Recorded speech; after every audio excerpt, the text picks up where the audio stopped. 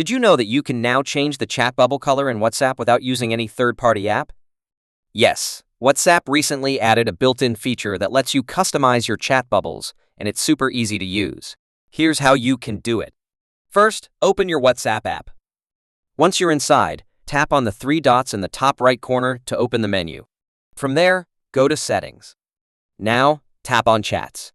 This is where you'll find most of the appearance-related options. Next, tap on App Theme or Chat Theme depending on your version. If you see the option called Chat Color or Accent Color, go ahead and tap on it. You'll now see a list of different colors you can choose from. Pick the one you like the most. It could be something bright, like blue or green, or something more calm, like gray or purple. Once you select a color, just go back to your chats. You'll notice that the bubble color in all your conversations has changed to the new one you picked. This only changes the bubbles on your side, not the other person's. It's a great way to personalize your chatting experience and make your WhatsApp feel more like your own. And that's it, simple, quick, and no need to download anything extra.